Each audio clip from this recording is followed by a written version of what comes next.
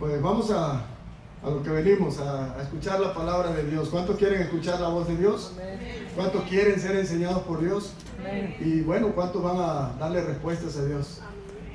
Gloria a Dios, porque siempre vamos a estar haciendo énfasis, ¿verdad? Que ese es el propósito de venir.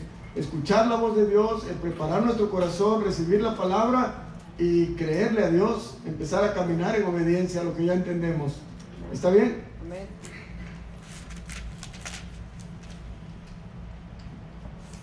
Bueno, ¿sí? ¿Se escucha bien? Sí. Así que ya tienen 1 Corintios. Para los que anotan, el tema es la Pascua y la Cena del Señor. Voy a introducir un poco acerca de la Pascua para que entendamos de dónde viene lo que ahora nosotros celebramos primeramente. ¿Sale? Cita bíblica, 1 Corintios 5, 7. ¿Están conmigo? Amén. Dice la palabra de Dios: limpiaos pues de la vieja levadura, para que seáis nueva masa, sin levadura como sois, porque vuestra Pascua, que es Cristo, ya fue sacrificada por nosotros. Así que celebremos la fiesta, no con la vieja levadura, ni con la levadura de malicia y de maldad, sino con panes sin levadura, de sinceridad y de verdad. Padre, gracias te damos, Señor, en esta tarde. Gracias por tu presencia, Señor, en cada uno de nosotros. Gracias, Señor, por la palabra bendita que siempre es oportuna para nuestras vidas, Señor. Por favor, Señor, que seas tú hablando a través de tu siervo, sé tú, Señor, ayudándonos y poder entender, Señor, realmente qué hacemos, por qué lo hacemos, cómo debemos de hacerlo. Que seas tú instruyéndonos, Señor, a través de tu palabra. Padre, te damos gracias. Gracias, Señor, y que seas tú también obrando en milagros, Señor, en esta iglesia. Que seas tú, Señor, manifestándote de una forma poderosa, Señor, porque creemos que tú sigues siendo el mismo, Señor. Perdónanos, Señor. Perdónanos si de alguna forma, Señor, te hemos fallado. Si en alguna manera te hemos pecado, Señor, o hemos hecho algo que no esté bien. Perdónanos y ayúdanos para poder, Señor, presentarnos bien delante de usted, con un corazón limpio, Señor. Gracias, Padre. Te damos en el nombre de Jesús. Amén. El apóstol Pablo le escribe a la iglesia que está en Corintio, en el capítulo 5, porque había problemas como hay en muchas iglesias, no es la excepción. Pero el problema era serio porque había pecado de inmoralidad. Había problemas porque había pecados de división entre hermanos. Había problemas porque era una iglesia que, a pesar de que habían conocido ya al Señor, todavía necesitaban ser enseñados. Todavía necesitaban hacer cambios en su vida, igual que hoy, el día de hoy nosotros, hermano. Por eso Dios sigue hablando y Dios nos sigue exhortando. Y Él les dice, el problema que había habido es que había un caso de inmoralidad que no había sido arreglado. Ya lo hemos hablado en otras ocasiones. Un joven de la iglesia, fíjese, un joven de la iglesia, era grave el asunto. Se andaba metiendo, andaba teniendo relaciones con la esposa de su padre, es decir, con su madrastra. Es grave esto, hermano, ¿no es? Ahora pues vemos las cosas también y decimos, wow, qué feo, ¿verdad? Están los tiempos. Bueno, hermano, en aquellos tiempos también el pecado sigue siendo el mismo. El pecado sigue morando en el corazón de la gente, del ser humano. Y por eso necesitamos que Cristo venga a nuestras vidas. Por eso necesitamos que la palabra de Dios nos confronte, hermano. ¿Para qué? Para presentarnos a Dios, como dice Él, con una nueva levadura. O que seamos una nueva masa sin levadura. Porque la levadura es un tipo del pecado en nuestras vidas. Entonces, Él les hace la exhortación y les dice, limpiaos pues de la vieja levadura. O sea, tienen que dejar a un lado esas cosas que están afectando su vida espiritual. Tienen que apartarse de aquellas cosas que están poniendo en mal el nombre del Señor en la iglesia. Ustedes, dice a la iglesia, son responsables de que quiten de en medio esa situación, de que arreglen esas situaciones. Entonces dice, necesitan limpiarse de la vieja levadura, es decir, quitarse esas malas costumbres. Algunos traían muchas costumbres todavía de sus religiones. Y él dice, todo eso tenemos que hacerlo a un lado. Porque tenemos que ser una nueva masa sin levadura, fíjese. Es decir, sin pecado. Por eso Jesucristo es nuestra Pascua. Él fue el Cordero de Dios que no tuvo pecado. Él fue sin pecado. Entonces dice, porque nuestra Pascua, que es Cristo, ya fue sacrificada por nosotros. Cristo ya pagó el precio en la cruz por nuestros pecados. Pero eso es efectivo en nuestras vidas cuando hay un verdadero arrepentimiento, mi hermano. Cuando verdaderamente entendemos, captamos esa situación y nos rendimos. Es difícil, hermano, pero pasa muchas veces en una corte. Presentan al culpable, hay evidencias, pero él se aferra a que no es culpable y él dice, no, es que no soy culpable, no hice nada. Y el juez trata de convencerlo, mira, es mejor que reconozcas tu problema, es mejor que reconozcas tu falta y va a ser menos el castigo si tú aceptas todo. No, y es que y porque alguien le aconsejó, mira, no, tú no vayas a decir que sí. Así te digan que tienen evidencias, no es cierto, tú dile que no fuiste, que no hiciste nada. Y piensa que le van a ganar al juez. Y así hay mucha gente el día de hoy que piensan que le van a ganar a Dios, hermano. Y Dios tiene todas las evidencias de nuestra vida y nos confronta y nos dice, aquí tengo todas las pruebas de que tú eres culpable, de que tú estás mal. Y todavía decimos, no, pues sí estoy mal, pero no tan mal. O sea, queremos defender nuestra condición. Entonces cuando nosotros reconocemos, ya cuando el juez dice, entonces ¿cuál es tu decisión? Y tú dices, ¿sabe qué? Me declaro culpable. Es cierto, me iba manejando demasiado fuerte, es cierto, yo pasé la luz, es cierto, todo lo que dicen es verdad. Ya lo sabemos, mira, ahí está el video, está la cámara, está todo. Pero es mejor que tú lo reconozcas, porque eso te trae menos consecuencias. Y el juez puede ser benigno con uno, ¿sí o no, hermanos? ¿Me está entendiendo la alegoría? ¿Me está entendiendo la ilustración? Eso pasa en la vida de nosotros. Eso pasa en nuestra familia, con nuestros hijos. Hijo, mira, dime la verdad. ¿Tú fuiste? No, yo no fui. Y al rato vas, revisas la maleta y encuentras que ahí estaba lo que andaba buscando, que lo tiene escondido.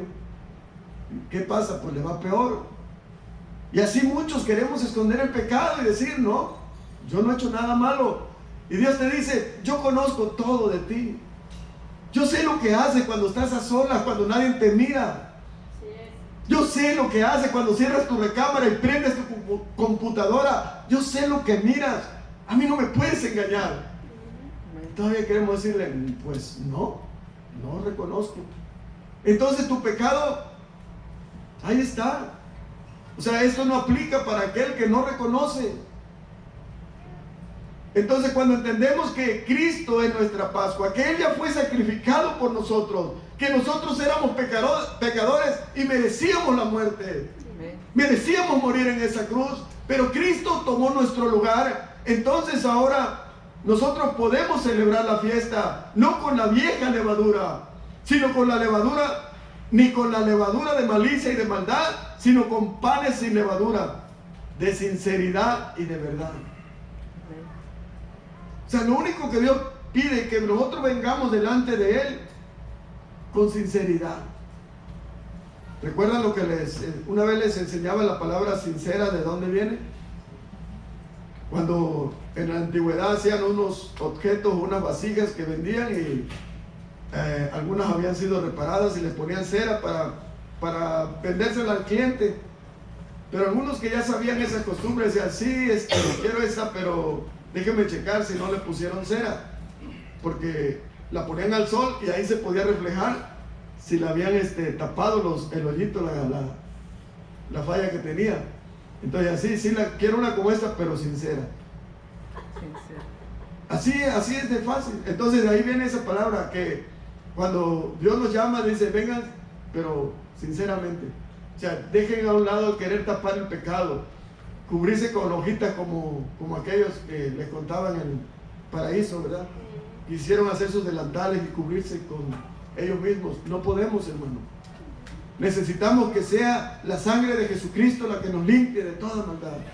Necesitamos venir delante del Señor con un corazón limpio, sincero. Mira, es esto tan fácil, hermano. Dios dice que Él nunca va a despreciar un corazón contrito y humillado. Es decir, un corazón que está oprimido por el dolor. Así como una forma de decir, me duele lo que hago, me duele vivir como vivo, ya no quiero ser el mismo, pero no puedo cambiar. He tratado de muchas formas, sin embargo, por más que yo trato, no puedo. Y es cuando ustedes, como alguien que está en el río, en una alberca, y de repente no sabe nadar, y inconscientemente se fue haciendo a lo hondo hasta que por fin siente que se va para... No sé si a alguien le pasó.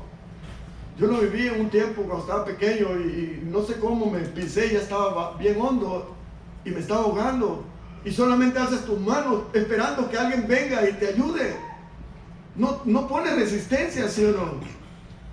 Así es, nosotros debemos decir, Señor, como Pedro cuando dijo, Señor, ayúdame. ¿Por qué Pedro gritó, Señor, ayúdame? Porque se estaba hundiendo.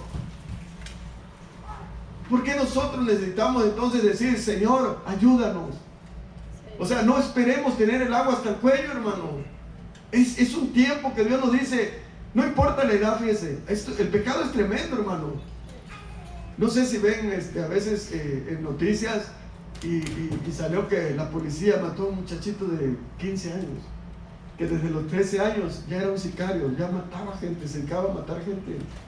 O sea, 13 años, imagínense. Podríamos decirle, ¿a poco ya puede haber tanta maldad en un niño de 12 o 13 años? Sí, hermanos, necesitamos predicarles a Jesús a nuestros niños.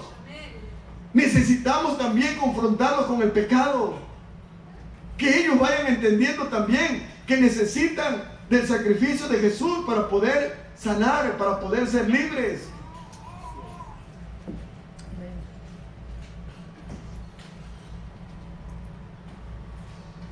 Nosotros sabemos, hermano, el pueblo de Israel vivía esclavizado en Egipto por 430 años. Y hemos escuchado muchas veces la historia, ¿verdad?, de cómo el Señor lo sacó con mano poderosa por medio de Moisés, su siervo.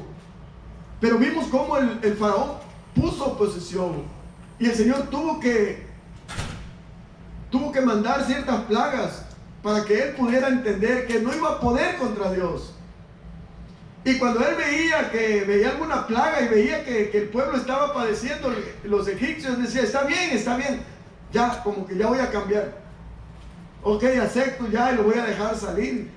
Pero él cuando veía que todo se arreglaba y que Dios ya que le solucionaba el problema, volvía a endurecer su corazón.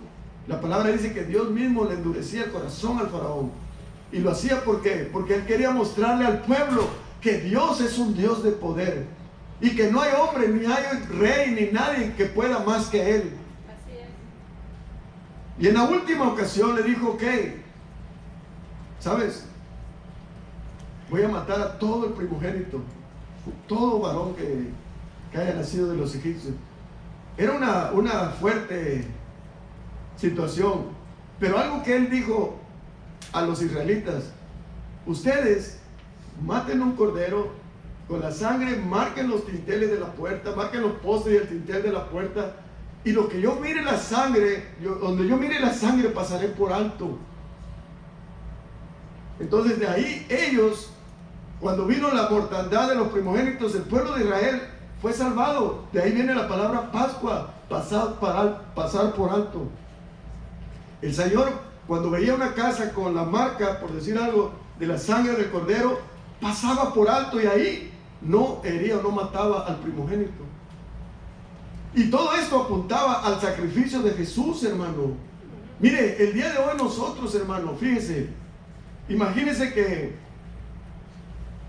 que nosotros estuviéramos, es un ejemplo nomás, como en este país, y que estuviéramos como esclavos, a veces pareciera que somos como esclavos de los buenos, ¿verdad? Y a veces mucha gente dice, Dios mío, ¿hasta cuándo tendremos que estar así? Pero lo que hemos sido, fíjense, lo que hemos sido lavado con la sangre del cordero, lo que hemos sido sellados con el Espíritu Santo, dice que un día el Señor también va a enviar al Señor Jesús a rescatarnos del planeta que está cada día peor. Y esa es la esperanza que nosotros tenemos en Cristo, que Él es nuestro Salvador, que Él es nuestra Pascua. Él es el que a los que hayan recibido a Jesús, los que hayan recibido el regalo de Dios, va a pasar por alto todo lo que hayamos hecho. No importa qué tan malo haya sido, no importa qué tan grave haya sido nuestro pecado, si hubo un verdadero arrepentimiento, si hemos sido lavados con la sangre, donde hubo remisión de pecados, no hay más ofrenda por el pecado. Entonces se entiende que cuando Jesucristo se junta con sus discípulos, pues ellos se juntan para celebrar la última Pascua. ¿Y por qué iba a ser para ellos la última Pascua, hermano? Porque de ahí vendría un nuevo pacto. Pero antes de eso, le voy a en Éxodo 12, 24, si gusta vaya conmigo. El Señor les hace un encargo bien importante a los judíos, a los que iban a ser rescatados, que iban a salir de Egipto, que iban a celebrar ese día la Pascua. En Éxodo 12, 24 dice: guardaréis esto por estatuto para vosotros y para vuestros hijos. ¿Para cuándo? Para siempre. Diga conmigo, para siempre. ¿Qué quiero decir con eso? Que los israelitas o los judíos, cada vez que ellos llegara a esa fecha que fueron sacados de Israel, ellos iban a celebrar siempre esa Pascua. ¿Se acuerda que es la Pascua? Que significaba el día que el Señor los libertó, el día que el Señor los hizo libres de la esclavitud de Egipto. Cristo es nuestra Pascua. ¿Qué celebramos? El día que Jesús nos rescató de nuestros pecados, de nuestra vana manera de vivir. Amén. Amén. Y también igual este mensaje es para nosotros. Este mensaje nosotros lo podemos hacer hoy verdadero a nuestros hijos. Entonces dice el 25: y cuando entréis en la tierra que Jehová os dará, como prometió, guardaréis ese ritual que hacen. ¿A qué se debe? Entonces, fíjese, vosotros responderéis: es la víctima de la Pascua de Jehová, el cual pasó por encima de la casa de los hijos de Israel en Egipto, cuando hirió a los egipcios y libró nuestras casas. Entonces el pueblo se inclinó y adoró. Y los hijos de Israel fueron e hicieron puntualmente así como Jehová había mandado a Moisés y a Aarón. O sea, usted y yo, ¿qué le vamos a decir a nuestros hijos? ¿Por qué hacemos esto? ¿Qué celebramos? ¿Qué significa? Lo vamos a aprender aquí, hermanos, pero muchos ya lo deben de saber. Es el Evangelio, es la muerte y la resurrección de nuestro Señor Jesús. Es cuando Jesús celebramos que Él murió por nuestros pecados, que Él nos lavó con su sangre preciosa, y que ahora nosotros somos libres, ya no hay ninguna condenación para los que estamos en Cristo Jesús, que ahora nosotros tenemos que vivir en esa libertad que Cristo nos ha llamado. Entendemos que no es diferente a libertinaje. Amén. Entonces, fíjese cómo el pueblo de Israel llegó un momento, hermano, que todos lo hacían religiosamente. Y esa es la situación que tenemos que cuidar en la iglesia el día de hoy, de no hacer cosas nomás como un ritual, algo religioso, que ya no se pierde el verdadero sentido, hermano. Que cualquiera le importa tomarla o no tomarla, porque no tienen respeto, no tienen ningún realmente entendimiento de quién es Jesús y lo que realmente Jesús hizo por nosotros. Y a veces, como dice la Escritura, tienen por inmunda la sangre del Cordero y la pisotean, se burlan. Esto es algo serio, hermano, y tenemos que enseñarlo con esa seriedad. Tenemos que decirles que es algo serio. No importa qué tan jóvenes sean, tienen que abrir su entendimiento y pedirle a Dios que les ayude a entender, porque es importante esto que vemos. El pueblo de Israel había llegado un momento en que todos lo hacían muy religiosamente, pero realmente, hermano, ellos tenían una vida completamente desagradable a Dios. O sea, indiferentes. Habían caído en idolatría, vivían en pecado, hacían muchas cosas que Dios aborrecía. Y fue necesario que, por medio del profeta Isaías, el Señor le hablara a su pueblo en Isaías 1:11, fíjese. Vaya conmigo. Isaías 1:11.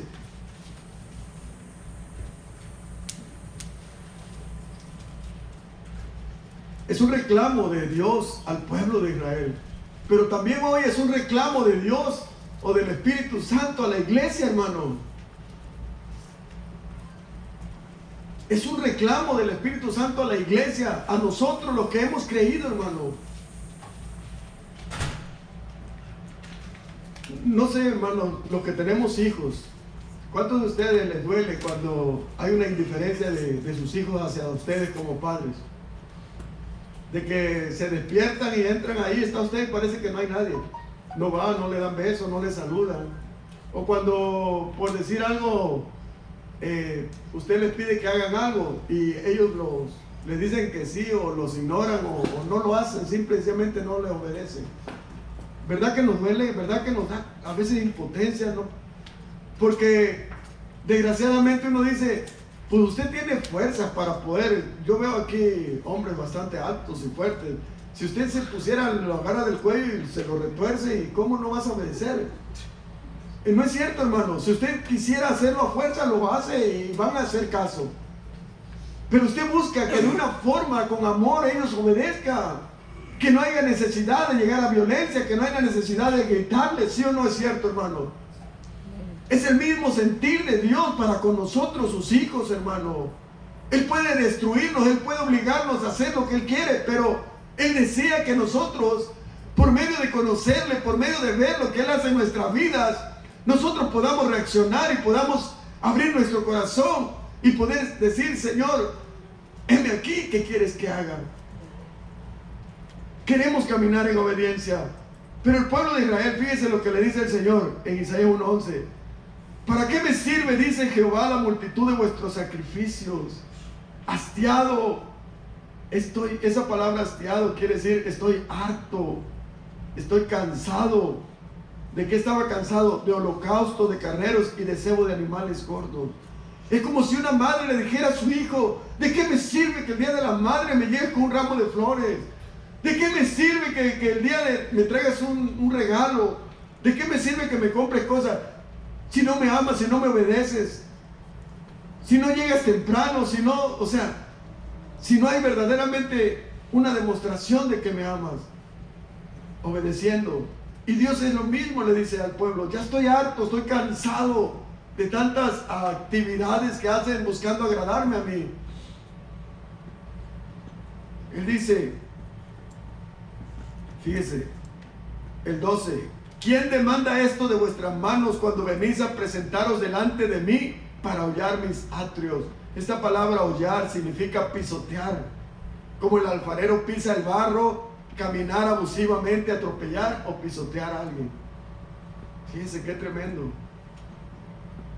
No me traigan más vana ofrenda, el incienso me es abominación.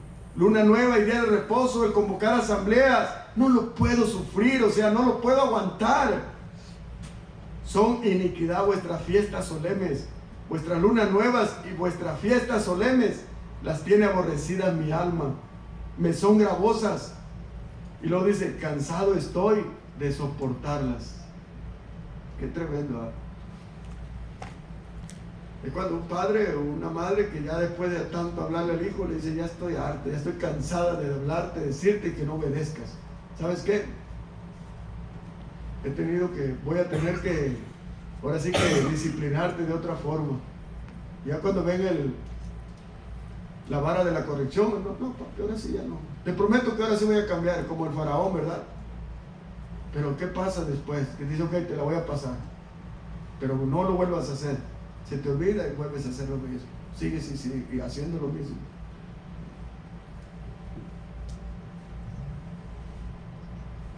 Pero fíjese cómo había una necesidad, había una gran necesidad de que alguien viniera a rescatarlos.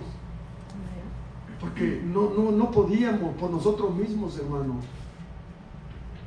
Yo creo que nadie aquí, hermano, hizo daño o le hacía daño a sus padres deseando hacerlo.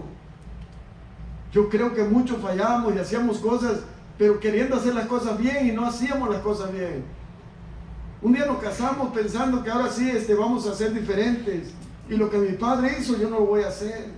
Y teníamos buenos deseos, ¿sí o no? Pero sin embargo, como el pecado mora en unos, si no tenemos al Señor, el pecado es como una enfermedad que sigue avanzando, sigue creciendo en nosotros. Y como el apóstol Pablo decía, no sé lo que me pasa, decía, quiero hacer lo bueno, pero sin embargo hago lo malo. Lo que no quiero hacer, eso hago. Y hace muchos el día de hoy, batallando. Isaías 6:8 dice la palabra de Dios, refiriéndose al Señor Jesús. Después oí la voz del Señor que decía, ¿a quién enviaré? ¿Y quién irá por nosotros? Entonces respondí, heme aquí, envíame a mí. Eso fue lo que hizo el profeta Isaías cuando veía la situación del pueblo. El pueblo necesitaba que llegara alguien a exhortarlos, a hablarles, para ver si reaccionaba. Pero saben que nadie quería ir porque era un pueblo rebelde, porque mataban a los profetas, porque si les decían las cosas que no querían o no les gustaban, los mataban. Sin embargo, Isaías tuvo el valor de decir, aquí estoy, Señor, heme aquí, envíame a mí. Yo iré por ustedes. El Señor Jesús también tomó la decisión cuando dijo, ¿qué haremos con esta generación? ¿Qué haremos con esta gente? No quieren entender. No pueden salvarse por ellos mismos. Ya estaba el Señor harto de tantos sacrificios, de corderos, de tantos rituales. Y aquí dijo el Señor Jesús, he aquí, envíame a mí. Yo iré por ellos. Y ahí vemos cómo el Señor vino y todos sabemos la historia, ¿verdad? Todos sabemos la historia de cómo Él entregó su vida por nosotros. En Mateo 26, vaya conmigo, dice la palabra de Dios, el primer día de la fiesta de los panes sin levadura vinieron los discípulos a Jesús diciéndole, ¿dónde quiere que preparemos para que comamos la Pascua? Id a la ciudad. Él le dijo, id a la ciudad a cierto hombre y decirle, el maestro dice, mi tiempo está cerca, en tu casa celebraré la Pascua con mis discípulos. Y los discípulos hicieron como Jesús les mandó y prepararon la Pascua. Cuando llegó la noche se sentó a la mesa con los 12 mientras comían. De cierto os digo que uno de vosotros me va a entregar. Y entristecidos en gran manera comenzó cada uno a decirles, Señor, ¿soy yo, Señor? Imagínense este cuadro, hermano. El Señor quiere celebrar esa última Pascua. Y era la última porque Él ya iba a ser entregado para morir por nosotros. Él quería celebrarlo con sus discípulos. Que en esa Pascua Él iba a instituir la cena del Señor, que es la que hoy vamos a hacer. Pero fíjese qué interesante, ahí estaba el Señor Jesús. Y en los momentos de que Él iba a tener esa celebración, que era una fecha tan importante donde ellos recordaban cómo Dios los sacó de Egipto, ¿verdad? Lo que hablamos hace un rato. Pero llega una noticia tan triste. El Señor dice, uno de ustedes me va a entregar. Uno de ustedes me va a traicionar. Imagínate qué dolor para uno como pastor o para usted como padre. Imagínense, usted hace todo por sus hijos. Usted da su vida, su tiempo, lo que sea por sus hijos. Y que un día Dios le revelara y dijera, uno de ustedes me va a traicionar. O usted como líder tiene un grupo al cual usted le ayuda, le sirve, le apoya. Y que un día digas, pero uno de ustedes me va a traicionar. Fíjese cómo siempre estamos expuestos a la traición, hermano. O sea, nosotros no estamos exentos a ser traicionados. Usted dice, yo no soy incapaz de traicionar a mis padres. Sí, traicionamos a nuestros padres cuando salimos con una cosa que no es lo que ellos nos han enseñado. Ellos nos han dicho, no robes, hijo, eso no está bien delante de Dios. La palabra de Dios dice, no robarás. Y un día lo llaman, venga aquí a la Walmart porque tenemos detenido a su hijo o a su hija. Lo encontramos robando en la Walmart. Y usted dice, hijo, ¿cómo pudiste traicionarme? ¿Cómo pudiste hacerme eso? Te lo he enseñado que no está bien que robemos. ¿Por qué robaste? No tenía necesidad de nada. Si tú me hubieras pedido algo, yo te lo hubiera comprado. ¿Cómo una señorita puede traicionar a sus padres? Cuando la madre le dice, hija, cuídense, cuídate, no te dejes engañar. Ningún muchacho que dice que te ama te faltaría el respeto. Usted no le escucha y sale al rato con que le faltaron el respeto y que abusaron y dice usted, hija, ¿qué te dije? O sea, estamos expuestos. Nosotros los pastores damos la vida por las ovejas. Eso debería de ser y así debería de ser. Y es un privilegio el que tenemos de servir, hermano. Pero también estamos expuestos a que un día nos traicionen, a que un día tenga que decir, uno de aquí me va a traicionar y no sé quién, pero puede pasar, hermano. Y es lo que menos quisiera uno vivir. Pero el Señor Jesús lo vivió. Ahora usted me dirá, Judas no escuchaba la palabra, no escuchaba también las enseñanzas. ¿Por qué tuvo que hacer eso? Sabemos que estaba escrito, sabíamos que se tenía que cumplir la profecía. Pero eso no quiere decir que no estamos exentos. Pero algo que sí debemos de saber, hermano, que Dios sabe todo. Dios conoce todo. Él sabe lo que va a pasar mañana. Él sabe quién te va a traicionar. Él sabe lo que va a pasar. Nosotros debemos de descansar en el Señor, que Él tiene cuidado de nosotros. Así de fácil. Nosotros no podemos evitar la traición, pero sí podemos evitar amargarnos cuando eso pase. Sí podemos evitar en nosotros llenarnos de odio, de rencor. Lo que tenemos que decir es como Jesús. Igual, lo que tienes que hacer, hazlo pronto. Le dijo a Judas.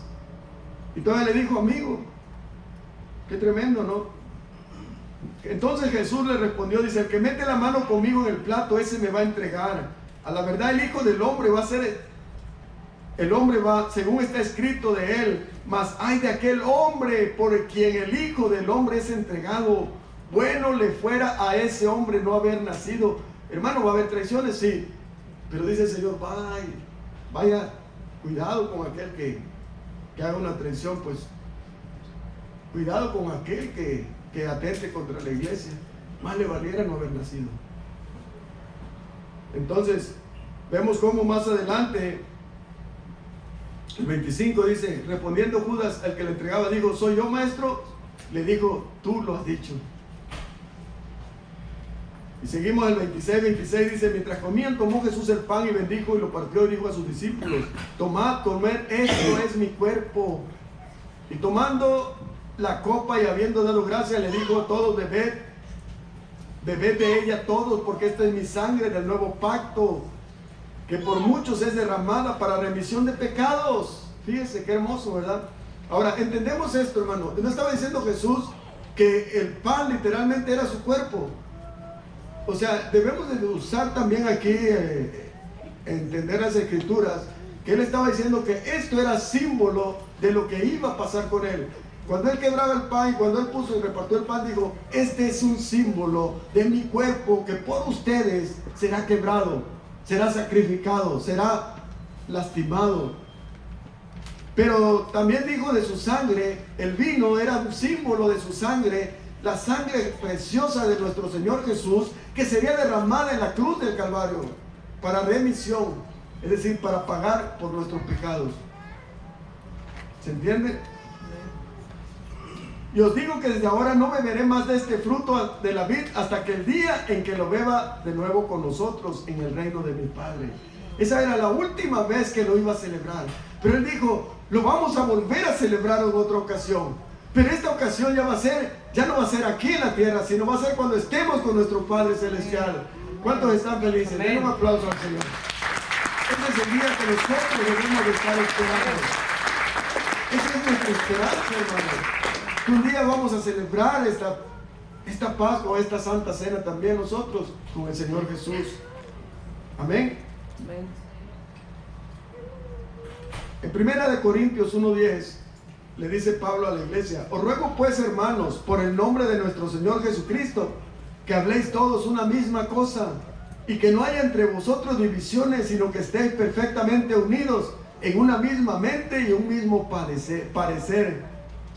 Porque he sido informado acerca de vosotros, hermanos míos, por los de Cloé, que hay entre vosotros contiendas. Quiero decir que cada uno de vosotros dice, yo soy de Pablo, yo soy de Apolos, y yo soy de Cefas, y yo de Cristo. ¿Acaso está dividido Cristo? Dice, fue crucificado Pablo por vosotros o fuiste bautizados en el nombre del Pablo. O sea, fíjese cómo el apóstol Pablo le hace una fuerte reprensión también por esta área. Estaba viendo divisiones en la iglesia. Y hermano, nosotros no podemos esperar y decir, no, pues aquí estamos bien unidos. Aquí gracias a Dios no pasa eso. No, hermano, debemos de tener cuidado, hermano, porque una división empieza solamente en una persona con otra persona. No es precisamente que uno están, que porque los que están siempre de este lado no se llevan con los de este lado. A veces nosotros podemos ser piedras de tropiezo para otros. Cuando ustedes se juntan, cuando ustedes invitan a alguien, tiene uno que tener cuidado de no ser piedra de tropiezo, de no causar división. Si alguien te empieza a hablar de otro hermano, de una hermana, y si no está presente, eso es chisme, eso no es bienvenido.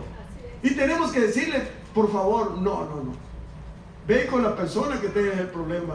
A mí no me vengas a enfermar con esas cosas, porque yo no quiero dividir la iglesia. Imagínate cómo crees que ve Dios esa situación cuando, como le decía a la iglesia, más adelante lo vamos a ver, Pablo dice, cuando nos reunimos, debemos de reunirnos para lo mejor, pero ustedes, dice, se reúnen para lo peor. O sea, en vez de reunirse para venir a escuchar la palabra de Dios, para ser edificados, porque todo el propósito de la Santa Cena, de la Pascua, era la unidad de la iglesia, era que realmente fuéramos una verdadera familia. Por eso traemos a todos, para que todos estemos juntos como familia. Pero podemos estar aquí juntos y estar divididos en el corazón, hermano. Cuando hay amargura en nosotros, cuando no podemos ver a una hermana o un hermano, y cuando murmuramos y hablamos mal de ellos, imagínense qué tristeza. Eso no es bien visto por Dios. Ahora yo no me aparto de que hablen de mí, pues si del Señor hablaron, ¿qué no podrán hablar de mí? Pero aquí no se trata de mí, hermano. Se trata de nuestro Señor Jesús. De que a Él no le agrada. De que Él no está bien en lo que si eso hacemos, hermano, no está bien delante de Dios. Y Él nos llama a que nos arrepentamos, que cambiemos la forma de pensar. Cuando nos juntemos, y cuando habla de juntarnos, hermano, en una casa, en un restaurante, donde sea, debemos de ser para edificación. Así es, amén. No admita ninguna acusación de un anciano, de un líder, si no hay uno o dos testigos, si no hay verdaderamente pruebas de eso. Así es. Fíjese,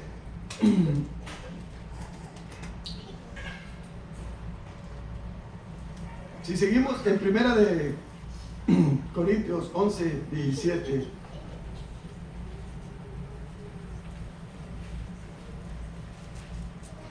Está ahí. Dice, pero al anunciaros esto que sigue, no os alabo. ¿Está conmigo? Pero al anunciaros esto que sigue, no os alabo, porque no os congregáis para lo mejor, sino para lo peor. Es fuerte eso, ¿verdad? Hermano, ¿qué está diciendo Pablo? Él estaba molesto. O sea, yo no estoy molesto, no piense que estoy molesto, así hablo, pero Pablo sí estaba molesto. ¿Sabe por qué? Porque él los había alabado un poquito antes, en el versículo 2. Él los alababa porque estaban recibiendo la instrucción, estaban en algunas áreas de su vida, sí estaban tratando de cambiar, y ahí iban bien. Y él le dijo, los alabó primero, pero después en el 17 le dice, pero había cosas que necesitaban ser confrontados, que necesitaban también recibir la instrucción de Pablo, y le dice, pero al anunciaros esto que sigue, no os alabo, porque no os congregáis para lo mejor, sino para lo peor. Imagínate cuando nosotros, por ejemplo, salimos con nuestros jóvenes o vamos a un día de campo, vamos como congregación, ¿sí o no? ¿Y para qué debemos de ir? Para lo mejor, para reunirnos, para pasar un buen tiempo. ¿A poco no es vergonzoso que vayamos para lo mejor y acabemos disgustados? A veces me da miedo cuando hacemos juegos de voleibol o de fútbol, porque a veces se forma una contienda que parece que no somos hermanos. Cuando nos debemos de reunir es para lo mejor, no para lo peor. No se trata de hacer divisiones y contiendas de que somos mejores que otros. Es de pasar un buen tiempo, de disfrutar ese tiempo. Y si alguien hay que es débil en la fe y dice, no, fue gol y yo vi que entró y tú viste que no entró. Dice, ok, sí fue gol, vámonos, el que sigue, vámonos para adelante. No vamos a discutir por cosas. Pero a veces la iglesia, tristemente, damos un mal espectáculo, hermano. Y de repente todavía invitamos gente inconversa para que se una a nosotros, para darles el testimonio. Pero qué triste cuando fallamos. Pero para eso estamos aquí, para ser enseñados, ¿sí o no? El 18 dice, pues en primer lugar, cuando reunís como iglesia, oigo que hay entre vosotros divisiones. Y Pablo hubiera dicho, pero no creo posible que eso sea cierto, han de ser puras mentiras. Pero Pablo conocía la iglesia y él le dice, y en parte lo creo. Porque es preciso que entre vosotros haya disensiones, o sea, sí va a haber desacuerdos. Es necesario para que se haga manifiesto entre vosotros los que son aprobados. Mire, cuando hay desacuerdos y cuando alguien está actuando mal y se le disciplina, ahí se mira si realmente es de Cristo y acepta la disciplina. Cuando no es de Cristo, por eso el Señor permite cosas. Se le disciplina o se le quita de un ministerio y se le sienta. No, aquí no hay amor, yo me voy para otra iglesia. O ya dejan de venir, o ya dejan de ser. Dicen, no, en serio, ¿cómo el Señor permite cosas? Para mostrarnos el corazón de cada quien, hermano. Porque nosotros no conocemos el corazón. A veces dice, ¿cómo pusiste a aquel a servir allá? Pues yo lo veo que está bien, pero no puedo andarlo espiando las 24 horas para ver cómo está realmente. O ponerle imagínate en su casa, algo para poderlo escuchar yo acá en mi casa, a ver cómo se comporta. No puedo hacer eso. Yo confío en que si él dice que es hijo de Dios, ¿verdad? Y aquí viene y parece que se comporta bien, yo confío en él. Pero Dios lo expone a uno, hermano. Dios saca a la luz lo que hay en uno para que uno vea y diga, ay, Dios mío. Mira nomás a quién tenía yo, imagínate, en esta área o en aquella área. Pero entonces todo tiene que empezar por nosotros, por los líderes, amén. Luego dice, porque es preciso que entre vosotros haya disensiones para que se hagan manifiestos entre vosotros los que son aprobados. Cuando reunir, oye, fíjense bien, cuando pues os reunir vosotros, esto no es para comer la cena del Señor, porque al comer cada uno se adelanta a tomar su propia cena, y uno tiene hambre y otro se embriaga. Mira qué desorden. Es como si le decimos ahorita vamos a repartir la cena y le vamos a empezar a dar un panecito. Imagínate, aquellos tiempos me imagino que era un pan grande, ahora es algo más pequeño, nomás es simbólico. Pero la gente dice, pero se tiene que esperar uno hasta que ahora y a que ya dice uno, así ya podemos comer el pan. Pero había uno que decía, no, empezaban a comerse el pan antes y se empezaban a tomar el vino antes. Pero algunos tomaban vino de verdad y se embriagaban. O sea, llegaban al grado de esa falta de respeto en la iglesia o en la congregación. Entonces, y luego le dice él, pues ¿qué no tenéis casa en que comáis y bebáis? O sea, no pueden comer en su casa, lo que tengan que hacer háganlo en su casa para que no vayan a hacer esos ridículos aquí. O sea, ellos no piensan en las demás personas, nomás pensaban en ellos. A veces nos reunimos y a veces decimos vamos a juntarnos y cada quien va a llevar algo de comer para convivir, ¿sí o no? Pero se espera uno a orar y después decimos ahora sí ya vamos a empezar a comer. Pero hay gente que dice no, yo no voy a esperar hasta que ellos quieran, yo ya traigo hambre. Y más si trae algo bueno y dice no, y si me espero al rato viene y se come lo mío nomás. O sea, no podemos pensar así, hermanos. La iglesia de Dios no debe ser egoísta. La iglesia de Dios debe de quitar eso de su corazón, el egoísmo. Ni tampoco debemos criticar cuando hagamos una reunión y traigamos lo que traiga cada quien, hermano. Si no, o sea, cómaselo, o si no quiere, no agarre, pero no comente, no diga nada. Eso causa división. Eso causa poder hacerle daño a alguien que no lo vuelvas a ver aquí jamás. Imagínate, usted puede traer a lo mejor pescado frito, qué bueno. O a lo mejor puede traer un cevichito de camarón, bienvenido. Pero hay alguien que solo pudo traer unas tostaditas con frijoles y queso, hermano. Y de repente usted dice, oye, pero ¿quién se le ocurrió traer tostadas con queso ni cuando éramos pobres? Imagínense esos comentarios. Pero pasa, hermano, tengan cuidado. Pablo se preocupaba por esas cosas, yo me preocupo por esas cosas. Porque debemos de cuidar el corazón. No debemos ser egoístas, sino pensar en los demás hermanos. En que podemos dañar, podemos ser piedra de tropiezo, amén. Porque dice, fíjese, Pues que no tenéis casa en que comáis o menospreciáis la iglesia de Dios y avergonzáis a los que no tienen nada. ¿Qué os diré? ¿Os alabaré? En esto no os alabo. Es decir, ¿qué quieren? ¿Que les aplauda? ¿Quieren que les felicite por lo que hace? No, eso no está bien. Y lo que no está bien, no está bien. No lo vamos a llamar bueno a lo malo. Ni al revés, ni a lo malo bueno.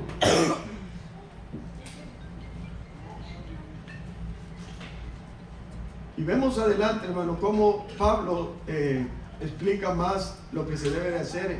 Él dice: yo recibí del Señor lo que también os he enseñado, que el Señor Jesús, la noche que fue entregado, tomó pan. O sea, ¿cuál es el propósito de la Santa Cena, hermano? Fíjese, ahí dice, habiendo dado gracias, lo partió y dijo: tomad, comed, esto es mi cuerpo, que por vosotros es partido. Hacer esto en memoria de mí. Y ve que Pablo empezó diciendo: esto que vamos a hacer es algo que yo aprendí del Señor. O sea, esto es algo que el Señor fue el que puso el ejemplo, el Señor Jesús. Y Pablo lo único que hace es seguir dando el ejemplo, enseñándonos a nosotros. ¿Qué es lo que nosotros debemos de seguir enseñando a nuestros hijos también? ¿Qué hacemos? ¿Por qué lo hacemos? ¿Qué significa? Asimismo dice, dice el 24, y habiendo dado gracias, lo partió y dijo: tomad, comer, esto es mi cuerpo, que por vosotros es partido. Hacer esto en memoria de mí. Asimismo tomó también la copa después de haber cenado, diciendo: esta copa es el nuevo pacto en mi sangre. Hacer esto todas las veces que la bebieres en memoria de mí. ¿Sabe por qué le leo esto, hermano? Porque esto es lo importante. El 26 dice: así pues, todas las veces que comieres este pan y bebieres esta copa, la muerte del Señor anunciáis hasta que Él venga. Es importante que entiendan que lo que hacemos todo es en memoria de Jesús.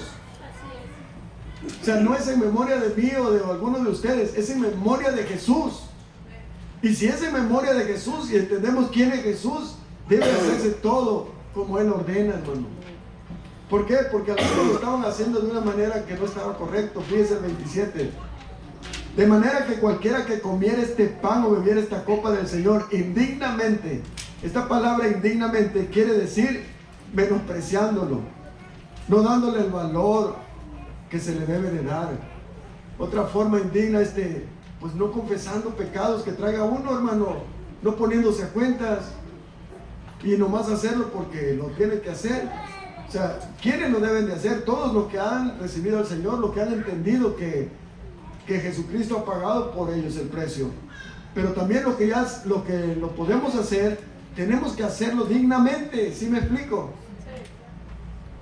Entiendo que si trae 4 o 5 aquí problemas con alguno, pues no se va a poner ahorita a decir uno por uno: perdónenme, sé que le fallé. Pero usted hable con Dios y pídale perdón. Y cuando tenga la oportunidad, póngase a cuenta con su hermano o con su hermana, aunque no diga amén. Entonces dice: por tanto, pruébese cada uno a sí mismo y coma así del pan y beba la copa. Porque el que come y bebe indignamente, sin discernir, o sea, sin entender, sin realmente comprender de qué se trata. Dice, o aunque comprende de qué se trata, pero no tiene el corazón arrepentido, pues no se ha puesto a cuenta con el Señor. Dice: el que come y bebe indignamente sin discernir el cuerpo del Señor, juicio come y bebe para sí. Por lo cual hay muchos enfermos y debilitados entre vosotros, y muchos duermen. Así que, decía un pastor, si toma hoy la cena y mañana se amanece enfermo, ya van a decir: lo tomó indignamente. Pues sabemos que no precisamente, nadie está exento de enfermarse. Pero sí sería grave que el Señor conoce nuestro corazón, que hay algo ahí que usted no se ponga bien con Dios y que lo haga y tome la cena indignamente. Si pues nos examinamos a nosotros mismos, no seríamos juzgados, mas siendo juzgados, somos castigados por el Señor para que no seamos condenados como el mundo. Condenados con el mundo. Amén. Así es que vamos a orar primero por la palabra y después vamos a pedir a los hermanos que repartan los elementos. ¿Está bien?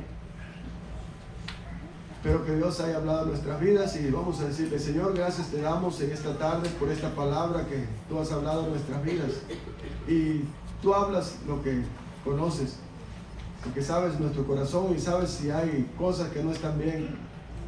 Señor, te pedimos perdón, porque a veces hablamos, a veces decimos cosas, Señor, y a veces conscientemente y a veces inconscientemente, pero debemos de reconocer que todos nos equivocamos, y no debe de haber división entre nosotros, no debe de haber contiendas, no debe de haber cosas que